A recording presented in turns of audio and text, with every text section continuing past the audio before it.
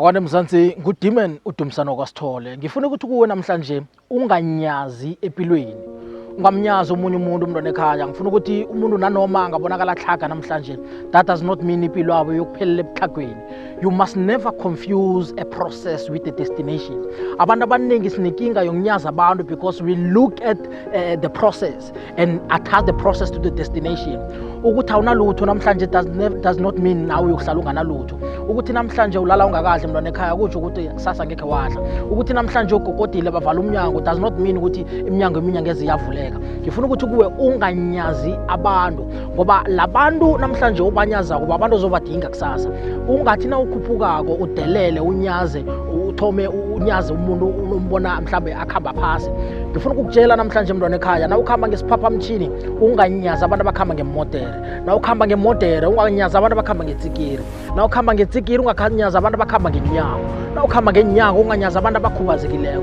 Na ukhubazekileko unganyaza umuntu ohleli athi ngoba sonke nje sinembusiso esinazo. Sonke nje akekho umuntu owazi ukubona ikusasa lemphatheleni. Lo muntu omnyazako nomdelelako namhlanje isamano ophethe inkhiya zakho indlu. Lo muntu omnyazako namhlanje umuntu kusasa ozohelebha nanoma ungabe ipresident nanoma ungaba ngibani. Every master was once an amateur, every leader was once a follower. Everyone umbona phezulu namhlanje uthome phasi. Lona ekhaya ngifuna ukukutshela ukuthi sonke nje silinde umgodo owodwa, whether you are a millionaire, billionaire or umuntu onganalutho, sonke songcwatshwe emgodini oyedwa owodwa. Sonke nasingcwatshwa kokugutshwa phasi nanoma ungenzani nenyoni phapha phezulu kodwa nakufanele idle nakufanele isela amanzi iza phasi. So ngifuna ukuthi kuwe namhlanje never underestimate and never humiliate umuntu obonakala hlaga namhlanje ngoba ikusasa lakhe awulazi. Ngifuna ukukutshela ukuthi banengi abantu bebahlaga izolo namhlanje bakhomba ngophakathi. Banengi abantu bebakhomba ngophakathi izolo namhlanje babonakala abahlaga.